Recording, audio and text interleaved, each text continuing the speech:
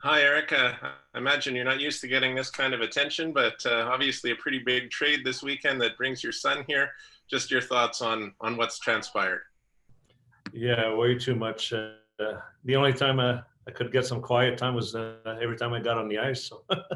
But yeah, no, me and my wife were really excited about having our son back in town. I was trying to remember last time he stayed at home. It was probably when he was 15, 14, something like that. So we haven't got him that close for a long, long time. So no, it's nice to see. I'm sure mommy was just as excited as I was. So it was fun.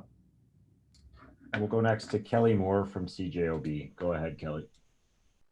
Thanks, Gregor. Hey, Eric. I think the last time I spoke to you, it was during a Moose practice or after a game at the Winnipeg Arena back in the 96-97 season. But just if you can, describe what last weekend was like, I guess, as the rumors were heating up Friday and then leading into Saturday. What was it like in your household? Oh, well, he called me pretty much every hour to talk about where he might end up, if I heard anything in Winnipeg. So I mean, he waked me up twice at night, and the third time he called me, I just muted the sound because I got to sleep at one point. So it was kind of a crazy to anticipate to see where he could be traded to, and it got especially excited for us to see that the Jets were involved in that race. But at the same time, we're kind of nervous, how would that transpire, as far as being traded to an organization that I work for. So yeah, there was some different feeling Friday and Saturday, but yeah, at the end of the day, Saturday especially, when everything was done. We got excited. We got a chance to see him quick Saturday night. So it was fun. We'll go next to Sean Reynolds from Sportsnet. Go ahead, Sean. Hey Eric, there was so much scrutiny surrounding your son after, in Columbus while it was all happening and the relationship was breaking down, and then also over that last shift he had there. I wonder what it was like for you to watch that as it unfolded, both as a father and I guess as a coach as well. Mm-hmm. Well, I think my son mentioned the right thing yesterday. He probably played 250 games so far in the NHL, and I don't know how many shifts, but maybe 6,000 shifts. I don't think how my shift have been like the last one. And if you watch the game, I thought he had two good shifts early on in that first period where he created two scoring chances. So I'd rather remember what he could do and what he did early on and his last shift. I think that's all you have to remember, that we don't know everything. We don't know everything that transpired on the bench that night, and even me, we haven't talked about it. So I think it's one good thing about it. He's coming here. He's happy to play here. He had a great conversation with Paul, and he's excited. It's a new chapter for him, and so whatever happened in the past, and you'll see early on with him, he forget pretty quick. He moves on quick for what things happened before. So I'd like to do the same thing. Whatever's in the past is in the past. We'll go next to Jonathan Bernier. Go ahead, Jonathan.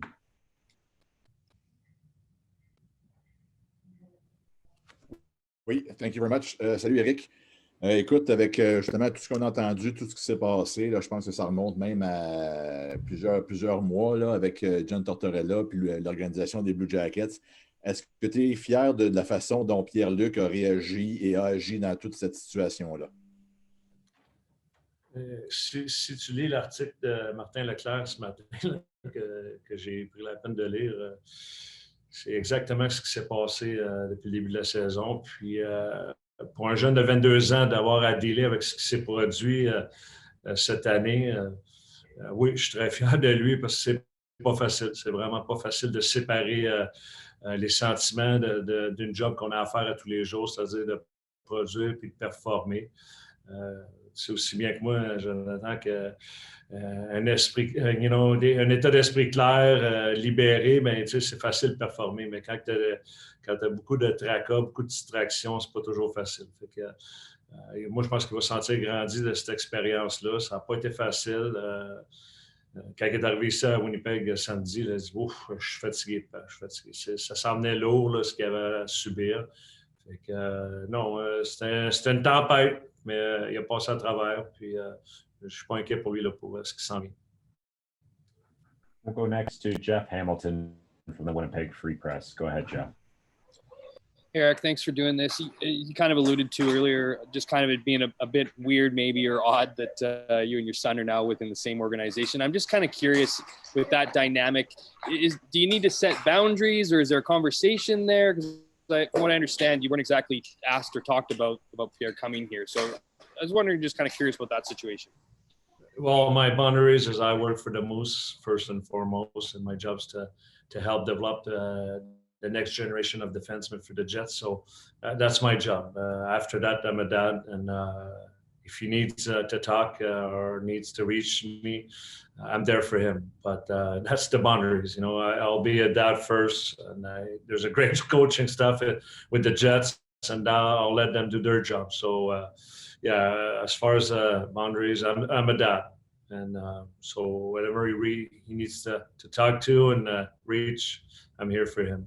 But that's about it. Go next to Marek Takesh from Global. Go ahead, Marek. Hey, Eric. Pierre mentioned that the other day that when you were his coach years ago, you really emphasized the importance of playing a complete game. If you could just talk about your mindset with that and how you think it's translated into his game today. Yeah, he's always been very passionate about the game early on, and so a lot of times I do video, and he'd sit down with me, and we watch video together, and he'd ask question why, and why am I getting that clip, for tomorrow for practice or video meeting. So he had a lot of question about those things. So I think he picked up early on about having a good stick on the ice, reading plays, positioning yourself at the right place on the ice, whether it was in the offensive zone or defensive zone. And then that's kind of that's what he's talking about right now is my dad. It's not that I coach him, it's just that he spent so much time around me when I was early on. And the school where he was going at when he was very young was about 400 meters from our arena. So instead of going home for lunch, he'd prefer coming at the arena and have lunch with me. So he'd eat lunch, watch video with me, and then as soon as his lunch was over, he'd go on the ice. So I think that's what he was a passionate guy about the sports, and that's where he learned a lot, I guess. We'll go next to Murat Atesh from The Athletic. Go ahead, Murat. Hi, Eric. One of the things that Pierre-Luc was reminiscing about was the summer that he spent here. He talked about riding bikes, picking up some DeLucas, all that sort of stuff. So I wonder if you can reflect on spending that time with him here, and also what was in Mom's family dinners that he raved so much about. Well, as soon as our country got in quarantine, my daughter left Montreal right away, and she came here. And a couple of days later, he was, wait a minute, I'm coming out also. So we had both kids for, probably 1st of April. We had the kids for 5 weeks, 5 straight weeks. And me and my wife we're lucky, like we don't remember last time we had the 2 kids together for at least 5 weeks. So yeah, we did spend a lot of time April till mid-May, just about, or at the end of May. It was fun. He got to know the city a little bit. We'd go get some grocery or go to DeLucas, like he mentioned, grab some food for the week, so we didn't have, or we order some food. And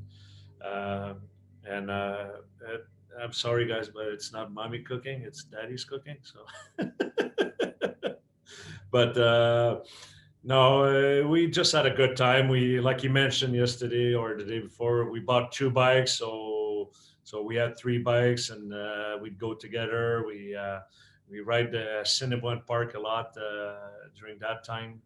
It was a good time. It was fun for us, the parents, to have both kids with us. But yeah, and we could see that our 2 kids also reconnecting, and spending times together. A lot of times they'd go in the basement together and watch a movie. Me and my wife would stay upstairs. So it was a quality time, as we said. We'll go next to Mathieu Leminx from Radio Canada. Go ahead, Mathieu. Salut Eric. Les partisans des Jets sont déçus de voir Patrick Laine partir, mais qu'est-ce que tu peux leur dire sur qu'est-ce que Pierre-Luc va apporter à l'équipe? Bon, c'est peut-être plus l'entraîneur Paul, qui sera en mesure de te dire si ça va être quoi le rôle de Pierre-Luc ou quoi que ce soit. Mais avant tout, je pense que la qualité première de Pierre-Luc, c'est un compétiteur. C'est vraiment un compétiteur acharné. Puis c'est peut-être pour ça aussi, des fois, plus souvent qu'autrement, joue son meilleur hockey quand c'est des matchs importants, ou joue son meilleur hockey dans les séries. Même quand il était plus jeune, c'était toujours la même chose. On venait d'une petite région là, dans le Bas-Saint-Laurent. Normalement, le Bas-Saint-Laurent, on ne gagne pas nécessairement le championnat provincial, mais lui, il l'a gagné une fois. Il est allé en finale 2 fois, 3 fois. On dirait qu'à chaque fois que c'était des moments importants, à chaque fois que ça comptait, on dirait que Pierre-Luc trouvait le moyen de toujours jouer son meilleur hockey. Moi, je pense que c'est sa qualité première, c'est que c'est un compétiteur. Quand la game est en jeu, aime prendre de la place, aime prendre charge. Puis, c'est un jeune qui détestait perdre là, quand il était plus jeune. Puis, il n'a pas vraiment changé. Il se contrôle peut-être mieux, là, mais il n'a pas changé beaucoup. And just a few more. We'll go next to Louis Jean from TVA Sport. Go ahead, Louis.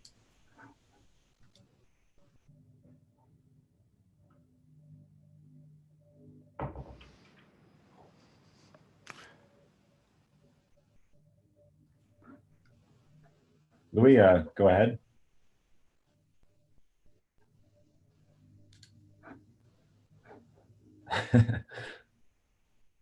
All righty, we'll go next then to Kelly Moore from CJOB. Thank you for doing that, Louis, and taking the heat off of those of us who are technically challenged. Eric, you've been talking a lot about your son, but I just want to ask you a quick question about if you feel like a proud papa with how Logan Stanley's been able to play this past week for the Winnipeg Jets, because Pascal Vincent gave you a lot of the credit for his development. Yeah, no, he's playing well. And he's getting better. That's what I like about his game right now. I talked to him after the first game, and after the third game, I sent him a text. I said, "Keep it up, buddy. You're playing better. I could see the confidence starting to show in your game." So yeah, no, that's my job. To help those kids eventually become an NHL player, but. You could always be an up and down player. At the end of the day, my job is to make sure they don't come back to me. So, I'm really proud of Logan right now, the way he's playing, and I could see the confidence every game getting higher and higher. So, no, for sure. He put the effort. We could see right away in training camp, his conditioning was much better than it's ever been. So a lot of credit come back to him as far as putting the effort and the time to make sure he becomes an NHL player. And final question to Marek Dukesh. Go ahead, Marek. Hey, Eric, just was wondering if you can provide some insight into what Pierre is like off the ice, just personality and hobby-wise, that kind of thing. He's very easygoing, he's got a great sense of humor.